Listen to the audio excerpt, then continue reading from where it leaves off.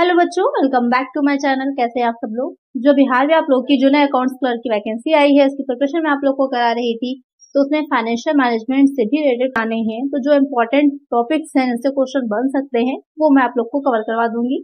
तो आज की वीडियो में हम पढ़ेंगे रेशियो एनालिसिस से रिलेटेड एमसीक्यू सॉल्व करेंगे और साथ ही साथ उसके हमें प्रैक्टिस भी हो जाएगी कि किस तरह के क्वेश्चन आते हैं। तो आइए वीडियो को शुरू करते हैं, लेकिन शुरू करने से पहले जिन बच्चों ने सब्सक्राइब नहीं किया है चैनल को सब्सक्राइब कर लीजिए, वीडियो को लाइक कर दीजिएगा। आप लोग जितना लाइक करते हैं उतना ज्यादा वीडियो की रीच बढ़ती है, तो प्लीज लाइक जरूर किया करिए और फ्रेंड्स साथ वीडियो को शेयर भी कर दिया करिए।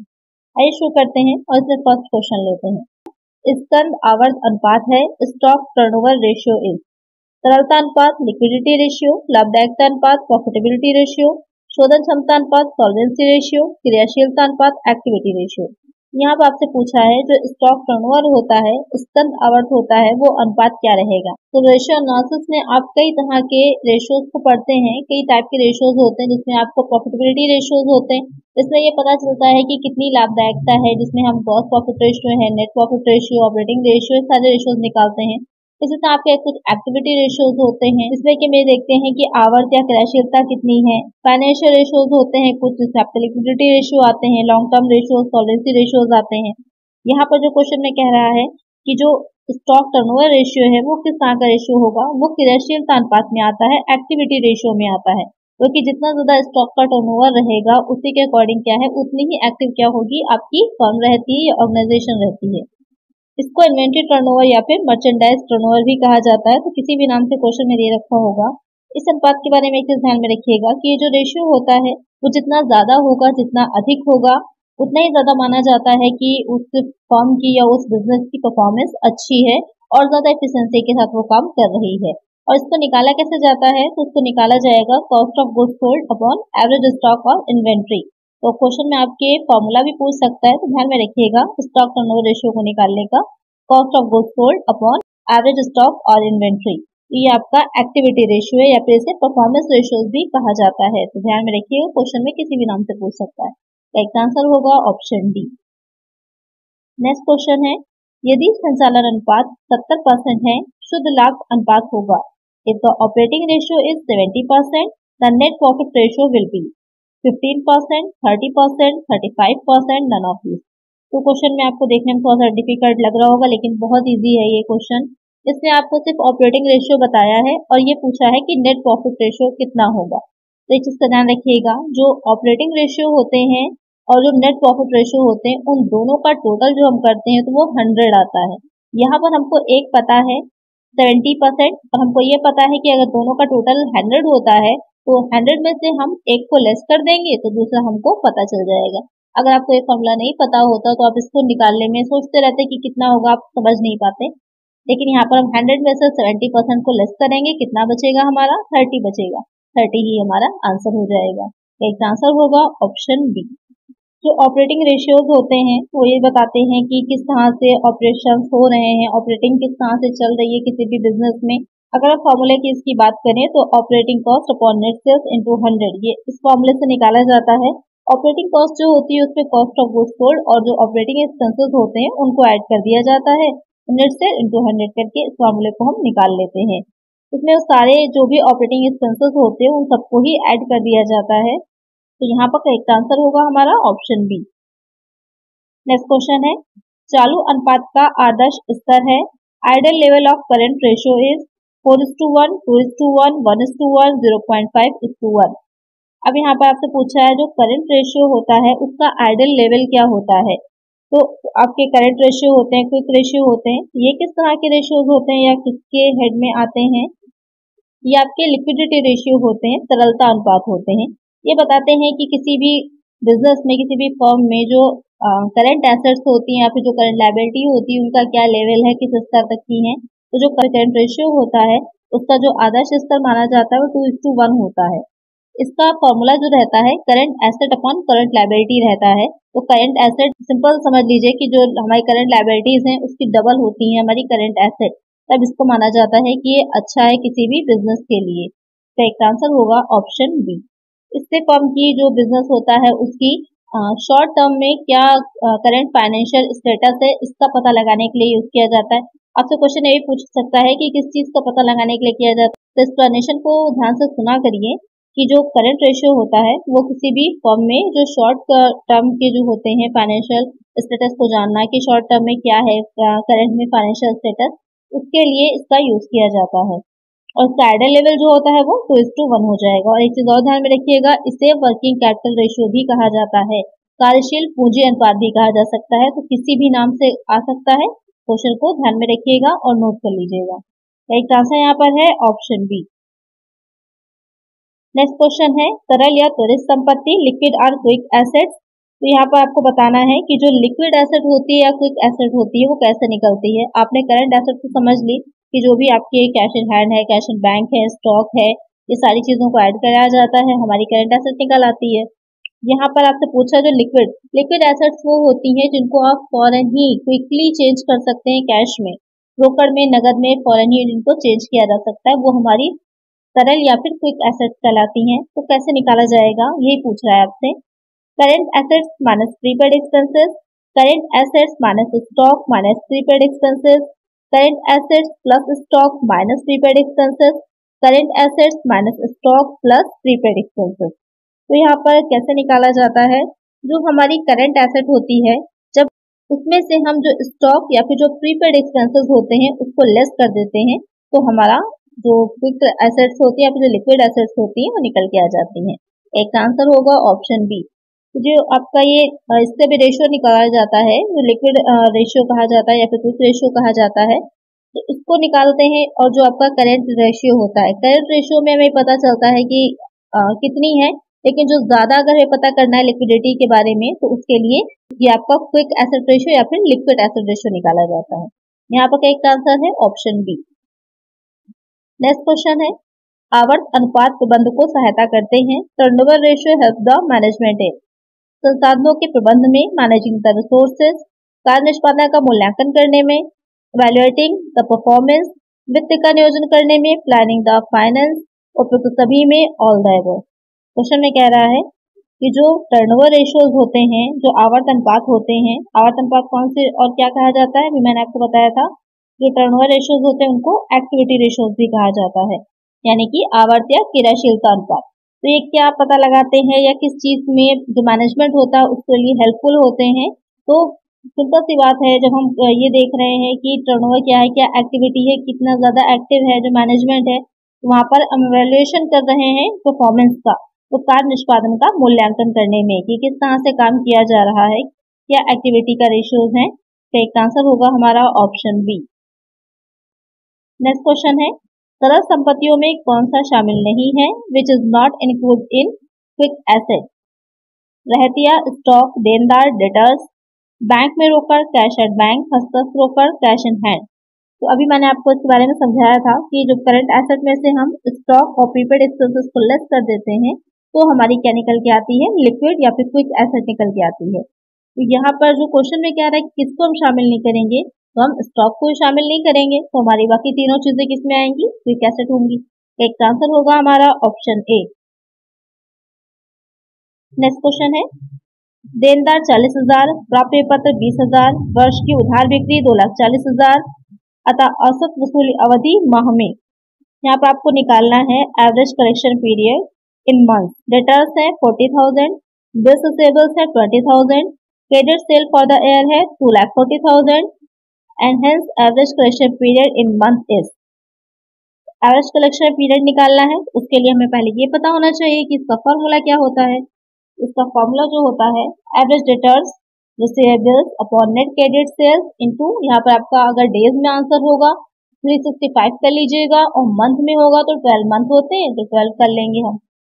एवरेज डेटर्स तो यहाँ पर आपको ओपनिंग और क्लोजिंग कुछ बताया नहीं गया है, अगर ओपनिंग क्लोजिंग बताया जाता है तो दोनों को ऐड करके अपॉन 2 कर देते हैं तो एवरेज हमें पता चल जाता है।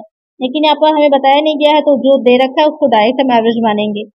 डेटर 40,000 और जो बिल्स रिसीवेबल है 20,000, दोनों ऐड हो जाएंगे, 60,000 हो गया। अपॉन में आपका नेट क्रेडिट सेल होती है, यहाँ पर डायरेक्टली आपसे क्रेडिट सेल बता रखी थी, अगर आपकी डायरेक्टली नहीं बताता, सेल्स सिर्फ दे रखी होती तो वहां पर कुछ ना कुछ बताया रहता क्वेश्चन में कैश सेल के बारे में, तो उसमें टोटल सेल में से हम कैश सेल को हटा देते, उसके बाद हमारी बचती क्रेडिट सेल। क्योंकि आपको पता है कि जो भी सेल होती है पूरी कैश में तो होती नहीं है, कुछ क्रेडिट पे होती है, कुछ कैश में होती है।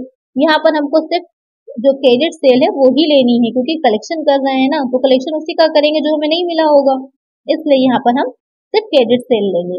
या फिर नेट क्रेडिट सेल जो कहा जा रहा है, तो अगर सेल्स रिटर्न क्वेश्चन में दे रखा होता तो उसको हम लेस कर देते। सेल्स रिटर्न नहीं दे रखा था, डायरेक्ट दे रखा है, कुछ भी नहीं करना है, डायरेक्ट आप उसको अपॉन में रख लीजिए। इनटू मंथ्स में कह रहा है तो 12 कर लेंगे। अब हमने सब कुछ प्लेस कर दिया अपने जो फॉर्मूला था उसमें, अब हम सॉल्व कर लेंगे। 60,000 अपॉन 2,40,000 इंटू 12 सॉल्व करिएगा तो कितना आ जाएगा, 3 मंथ्स आ जाएगा। राइट आंसर क्या है, ऑप्शन बी। नेक्स्ट क्वेश्चन है, तरलता की सबसे कड़ी जांच होती है most rigorous test of liquidity is. Liquidity ratio में भी मैंने ऐसे आपको बताया था, करंट रेशियो होता है, लिक्विड रेशियो होता है, यानी कि जो आपका क्विक रेशियो होगा। इसके अलावा जो सबसे ज्यादा रिग्रेस टेस्ट होता है तो चालू अनुपात करंट रेशियो और तरलता अनुपात एब्सोल्यूट लिक्विड रेशियो, तरल अनुपात quick ratio, all of the above उपयुक्त सभी। तो यहाँ पर जो सबसे ज्यादा कड़ी जांच होती है वो हो जाती है जो आपका एब्सोल्यूट लिक्विड रेशियो दे रखा है फॉर तरलता अनुपात। तो क्वेश्चन ये आता है कि फिर क्या चेंजेस होते हैं, क्या डिफरेंस होगा। तो आपने देखा था जो करंट रेशियो था उसमें हम करंट एसेट सारी ले लेते हैं, जो हमारा क्विक रेशियो था वहां पर हम स्टॉक और प्रीपेड एक्सपेंसेस को जो हमारी करंट एसेट उससे लेस कर देते थे। लेकिन जब हम एब्सोल्यूट लिक्विड रेशियो निकालते हैं कि पूरी तरह हम देखना चाह रहे हैं कि अभी फौरन हमारे पास करंट में, नगद में, कैश में कितना है अमाउंट, तो वहां पर हम क्या करते हैं, जो हमारी लिक्विड एसेट भी होती है उसमें से हम सिर्फ cash in hand, cash at bank and जो मार्केटेबल सिक्योरिटीज होती हैं उनको ही लेते हैं, उन तीनों को ही ऐड करते हैं इस रेशियो को निकालने के लिए। और साथ ही जो हमारी करंट लायबिलिटी थी, तो करंट एसेट और क्विक एसेट में तो हम डायरेक्ट सारी लायबिलिटीज को ऐड करते हैं, लेकिन जब हम यहाँ पर निकाल रहे होते हैं एब्सोल्यूट लिक्विड रेशियो, तो वहां पर हम जो लायबिलिटीज लेते हैं उसमें भी जो हमारी बैंक और ड्राफ्ट होता है उसको हम लेस कर देते हैं, सिर्फ हम लिक्विड लायबिलिटीज को लेते हैं, यानी कि जो करंट लायबिलिटीज थी उसमें से हमने बैंक और ड्राफ्ट को भी लेस कर दिया। अब हमारे पास निकल के जो फॉर्मूला बनता है absolute liquid asset upon liquid liabilities. तो यहाँ पर किससे हमें सबसे ज्यादा सही पता चलता है कि कितनी तरलता है हमारी फर्म में, बिजनेस में, वो होता है हमारा absolute liquid ratio. Correct answer होगा हमारा ऑप्शन बी। और इसका भी अगर आपसे ये पूछ सकता है कि क्या आइडल माना जाएगा, क्या आदर्श स्तर होता है, आइडल लेवल होता है, तो 0.5:1 इसका आइडल लेवल है। करंट जो रेशियो था उसका था हमारा 2:1, जो लिक्विड क्विक रेशियो होता है उसका था 1:1, और जो हमारा ये एब्सोल्यूट लिक्विड रेशियो होगा इसका हो जाएगा 0.5:1। तीनों ध्यान में रखिएगा, क्वेश्चन में कोई भी पूछ सकता है। तो सबसे ज्यादा रिग्रेस टेस्ट जो होता है वो हो जाएगा हमारा absolute liquid ratio. Right answer होगा ऑप्शन बी। नेक्स्ट क्वेश्चन है, अनुपात जितना ही ऊंचा होता है उतना ही अनुकूल होता है, ये लागू नहीं होता है। Higher the ratio, the more favorable it is. This does not apply to net profit ratio, stock turnover, operating ratio, none of these. Question में कह रहा है कि ये नॉर्मली माना जाता है कि जितना ज्यादा अधिक होता है उतना ही अच्छा होगा, लेकिन ये वाला फॉर्मूला है या फिर ये बात जो होगी वो किस रेशियो के लिए नहीं लागू होती है, नहीं मानी जाती है। वो हो जाता है हमारा जो ऑपरेटिंग रेशियो है, संचालन अनुपात है, वो जितना ज्यादा होगा फेवरेबल नहीं माना जाता है, जितना कम होता है उतना अच्छा माना जाता है। एक आंसर होगा हमारा ऑप्शन सी। नेक्स्ट क्वेश्चन है, देनदारों का संग्रह, कलेक्शन ऑफ डेटर्स, चालू अनुपात को बढ़ाता है, इंक्रीज करंट रेशियो, चालू अनुपात घटाता है, डिक्रीज करंट रेशियो, चालू अनुपात पर कोई प्रभाव नहीं पड़ता, has no effect on the current ratio, उपयुक्त सभी, all the above.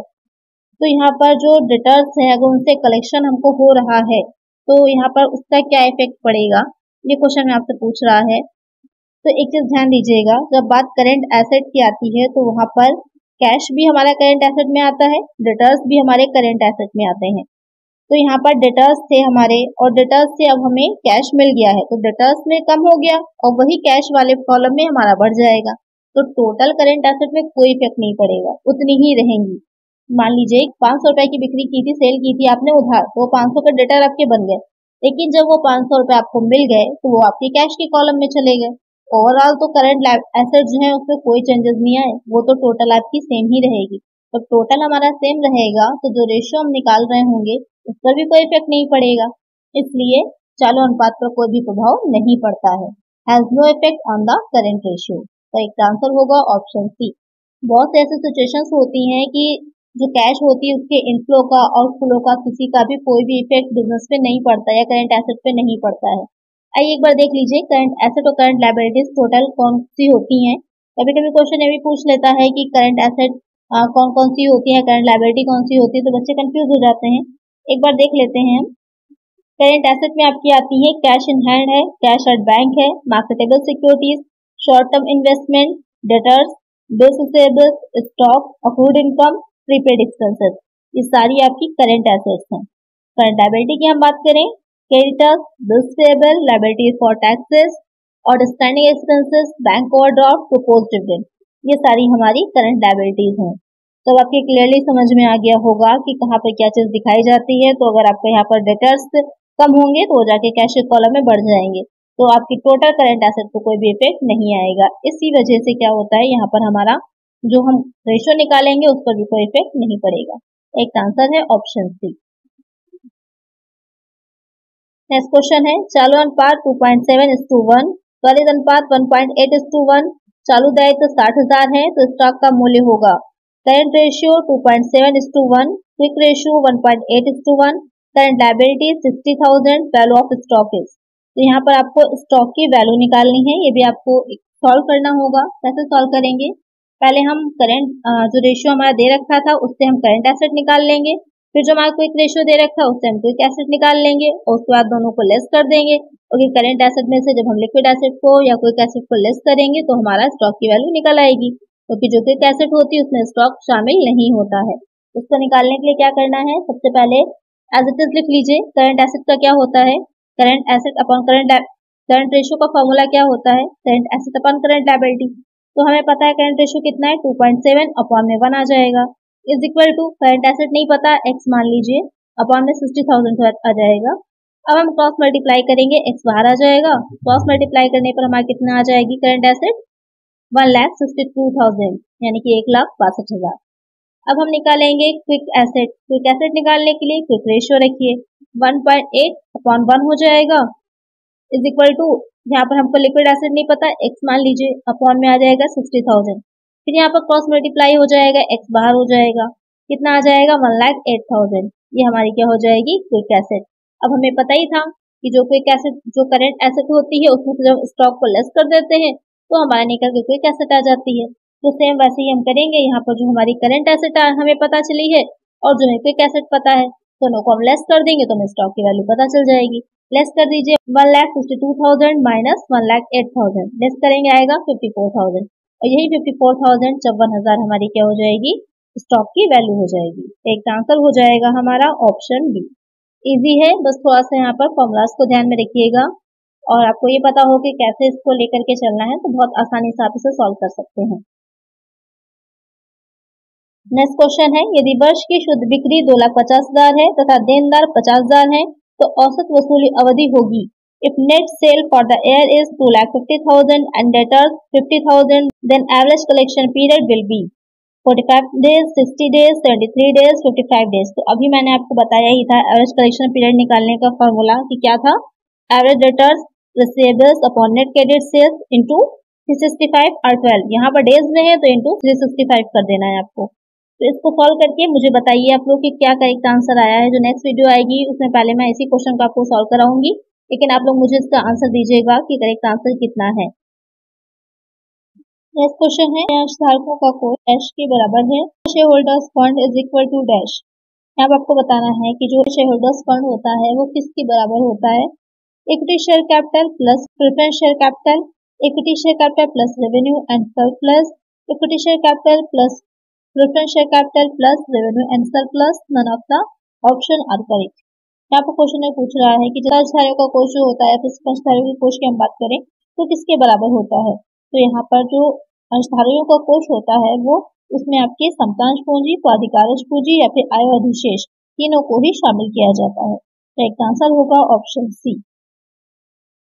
Next question है, निम्नलिखित में से कौन सा अनुपात मूलतः आय या प्रतिफल का माप है, which of the following ratios are basically the measures of yield as return, liquidity, activity, डेब्ट, प्रॉफिटेबिलिटी।